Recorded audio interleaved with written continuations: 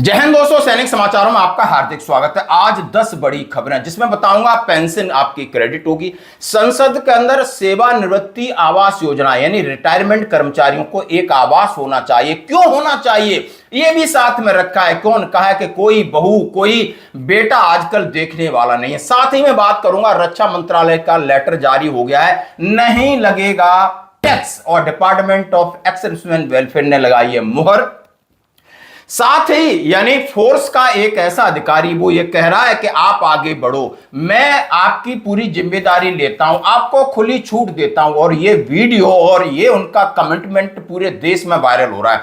सेना के अधिकारी हों, सीबीआई के अधिकारी कह रहे हैं कि बिल्कुल। और ये होती है सैन्य की अच्छी लीडरशिप, एक जो सैनिकों का अच्छा नेता होता है और उसके वक्तव्य इसी प्रकार होते हैं, उनकी बहुत प्रशंसा हो रही। साथ में बात करूंगा, हाँ जी दोस्तों, आपके सामने रख रहा हूं एक टोही विमान जो जाकर के 70,000 फीट के ऊपर, जहां पर बादल भी काले होते और वहां से दुश्मन को नेस्ता नाबूद करता है। शायद आपने ऐसा टोही विमान अभी तक नहीं देखा होगा। और भारतीय सेना को आधुनिक इक्विपमेंट मिल रहे हैं उनके साथ, इस तरह की गाड़ी जिसको लगेगा कि आपको रूस और चाइना की, लेकिन नहीं दोस्तों, ये भारतीय सेना को मिली है। अब आपके सर्च है, कोऑर्डिनेशन है, इस ऑपरेशन में आपका देंगी। साथ ही रक्षा मंत्री जी ने समुद्र की पूरी परिक्रमा करने वाली महिला अधिकारियों का किया सम्मान और हवलदार आया ट्रेन की चपेट में, दे दी जान। अब मैं बात करूंगा साथ ही साथ कुछ ऐसी खबरें जो जंतर मंतर पर बड़ी प्रसारित हुई। एक है लड़की, इसका शकल देख ली, रुचिका सिंह इसका नाम है, इसके ऊपर एफआईआर हो गई और पुलिस इसके पीछे पड़ गई है। माननीय प्रधानमंत्री जी को सबसे ज्यादा गाली देने का रिकॉर्ड इसी के नाम, अबूशिंग लैंग्वेज और सेक्सुअल हरासमेंट वाली चीजें इसने इतना गंदा डाला कि अब इसकी प्रक्रिया चालू हो गई। आखिर ये सैलून में काम करती है, जरा देखिए। और ये है कि रिटायरमेंट से एक दिन पहले एग्जीक्यूटिव इंजीनियर 36,000 की रिश्वत ले रहा था। आज 31 तारीख है, आज रिटायर होना था, कल रिश्वत ले रहा है। ये कटारे जी हैं, पेट नहीं भरता लालची आदमी का। एग्जीक्यूटिव इंजीनियर है, ये है हमारे देश की हालत। तो आइए दोस्तों, खबरें करते विस्तार से। सबसे पहले मैं पेंशन क्रेडिट की बात करूंगा। हाँ जी दोस्तों, 11 बजे तक अपने अकाउंट को चेक कर लें, आपके खाते में पेंशन आएगी। भले ही आपने यानी आपको कोई वार्निंग या मैसेज नहीं आया हो, लेकिन दोस्तों 60% के हिसाब से आएगी। और ये आपका अपने किसी भी बैंक में, चाहे आप एसबीआई हैं, पीएनबी या दूसरी बैंक में, एक बार कंफर्म जरूर कर लें। धन्यवाद। अब मैं बात करूंगा भारत सरकार सामाजिक न्याय अधिकारिता मंत्रालय, राज्यसभा में प्रश्न संख्या 488 और यह पूछा गया है सेवानिवृत्ति आवास परियोजना। हाँ जी दोस्तों, संसद नीरज डांगी सामाजिक न्याय अधिकारिता मंत्री बताने की कोशिश करें। लगातार बढ़ती आबादी, बुजुर्गों के लिए एकल परिवारों के बढ़ते चलन के कारण व्यावसायिक रूप से व्यवहार, पेशेवर तरीके से सेवानिवृत्ति आवास की तत्काल आवश्यकता है। यानी एक फौजी, कोई भी केंद्रीय कर्मचारी रिटायर्ड होता है, उसको एक सेवानिवृत्ति आवास होना चाहिए और उसमें वो सुविधाएं होनी चाहिए जो बुढ़ापे पे जरूरत है। कितनी अच्छी पहल है। उन्होंने कहा है क्या स्टेट गवर्नमेंट इसको इंप्लीमेंट करेगी, क्या इसको केंद्र सरकार इंप्लीमेंट करेगी। तो जो इसके राज्य मंत्री बीएल वर्मा जी कहते हैं, भारत के संविधान की 7वीं अनुसूची के अनुसार उन्होंने कहा है कि ये राज्यों का भी उत्तरदायित्व बनता है और केंद्र का भी बनता है। और उन्होंने साथ साथ कहा है इसका जो मॉडल होगा सॉरी, जिसमें उन्होंने कहा है व्हील चेयर की सुविधा हो, लिफ्ट की हो, रैंप हो, हैंड रेल वाले चौड़े बरामदे हों, पानी 24x7, बिजली 24x7, मौके पर एम्बुलेंस, अपार्टमेंट के अंदर आपातकालीन अलार्म। मतलब ऐसी कॉलोनी बनाई जाए जहां पर सारी सुविधा हो, यानी आपको एम्बुलेंस चाहिए तो तुरंत मिलेगी, अलार्म की सुविधा होगी, व्हील चेयर की सुविधा होगी, और उन्होंने सारा पानी 24 घंटे आएगा, बिजली आएगा। इसके अलावा संसद द्वारा बनाई गई अचल संपत्ति विनियम अधिनियम के द्वारा और इस जवाबदेही को है। यानी उनका भविष्य में आपको ऐसी परियोजना मिलेगी जहां पर ओल्ड एज होम है, अपने पेरेंट्स को लोग छोड़ देते हैं, तो क्यों ना, यानी पेरेंटिंग कोई कर नहीं रहा है, बेटा अलग है, बहू अलग है, यानी वाइफ है वो भी वृद्ध है, तो इन लोगों का आखिर क्या होगा।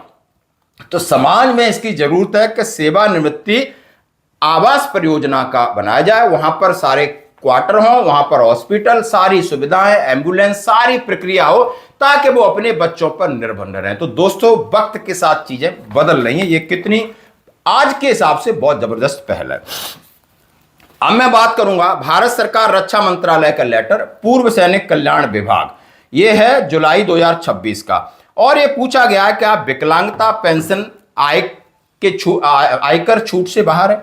मुझे विकलांगता पेंशन पर आयकर छूट के संबंध में एक पत्र मिला है, उसमें भारत सरकार रक्षा मंत्रालय ने एक लेफ्टिनेंट कर्नल बीडी सोरमहा को जवाब दिया है कि इस मामले की विभागीय जांच की गई, पाया गया कि रक्षा बलों के कर्मियों को दी जाने वाली विकलांगता पेंशन आयकर छूट का मामला वित्त मंत्रालय के अधिकार क्षेत्र में आता है। अतः इस मुद्दे पर उठाई गई चिंताओं को ध्यान में रखते हुए सरकार द्वारा अधिसूचित वित्त अधिनियम 2026 के नोट 12 में कहा गया है कि अधिसूचित संशोधन उस तिथि से या उसके बाद प्रभावी होंगे जहां केंद्र सरकार द्वारा इसे अधिसूचित किया जाए।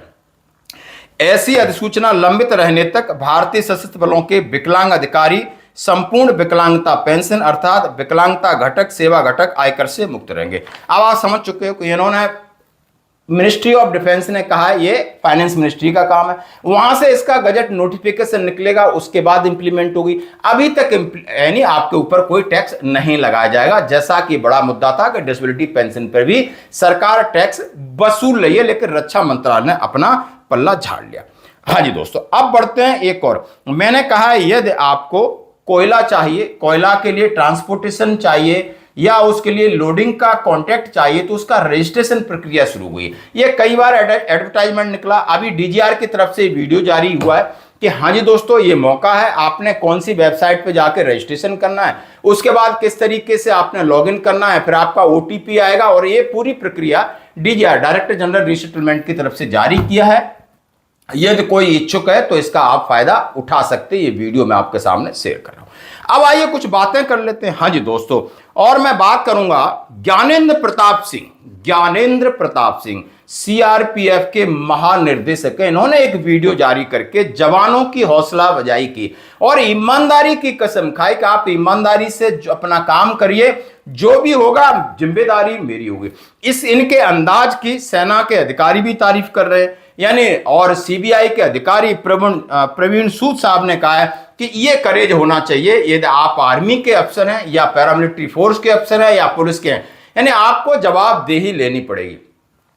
दिल्ली में 20 जुलाई को प्रदर्शनकारियों पर पैलेट गन के इस्तेमाल के लिए जिस तरीके से रैपिड एक्शन फोर्स पर सवाल खड़े किए जा रहे हैं, सीआरपीएफ के महानिदेशक ज्ञानेंद्र प्रताप सिंह ने सामने से जवाबदेही लेकर एक सच्ची लीडरशिप का परिचय दिया। इनके इस व्यवहार की बहुत ही सराहना हो रही है, और आप इनके व्यवहार की सराहना हो रही है। जैसा आप देख सकते हो, राष्ट्रीय राजधानी दिन आरएएफ और सीआरपीएफ वहां पर डिप्लॉय की गई थी, कई लोगों ने बहुत सारे सवाल जवाब उठाए थे, उन्होंने कहा ये जिम्मेदारी मेरी है, और आप देख सकते हो। अब मैं आपके सामने एक वीडियो दिखा रहा हूं, और ये है टोही विमान।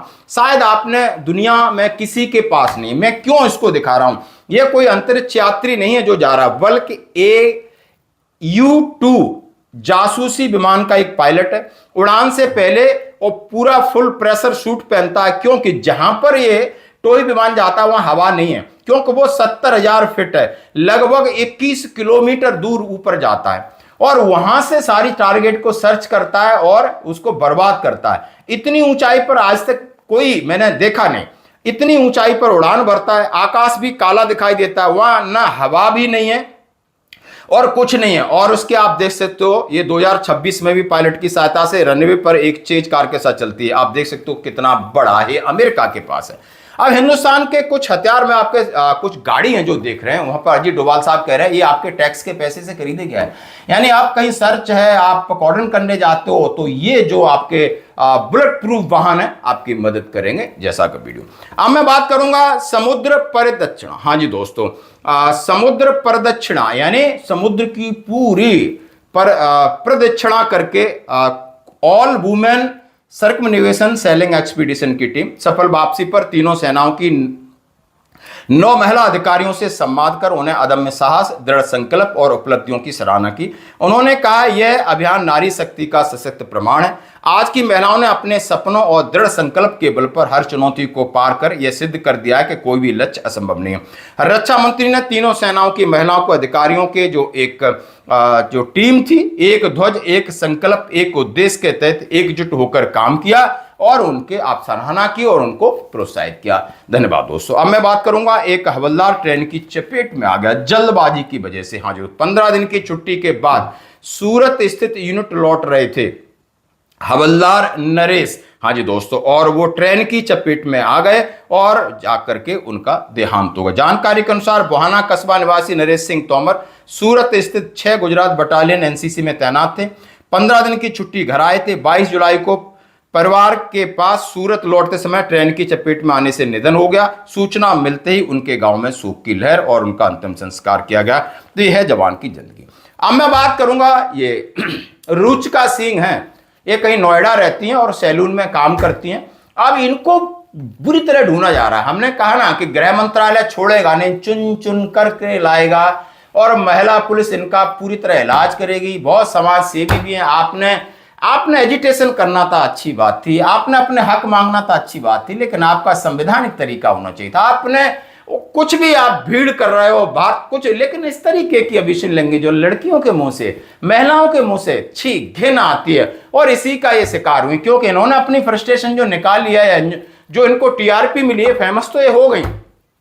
मैं देख रहा हूं हर न्यूज अखबार में एफआईआर होने के बाद इनका चित्र छपा हुआ है। लेकिन अब इनकी पुलिस अच्छे से खुशामद करेगी। एक और समाज का कलंकित चेहरा, एग्जीक्यूटिव इंजीनियर, तनख्वाह 2 लाख होगी, ऊपर की कमाई। आज रिटायर हो रहे थे, आज उनकी टी पार्टी थी, कल शाम को भी उन्हें कीड़ा काटा और 36,000 की रिश्वत ली और ठेकेदार ने रंगे हाथों पकड़ा दिया। यह है मिस्टर कटारे, ग्वालियर का मामला है। तो ऐसे ऐसे नमूने भरे पड़े हैं, इतना कचड़ा भरा है इस देश में कि शायद सरकार के बस की बात नहीं कि साफ कर पाए। तो आपकी क्या है प्रतिक्रिया? धन्यवाद।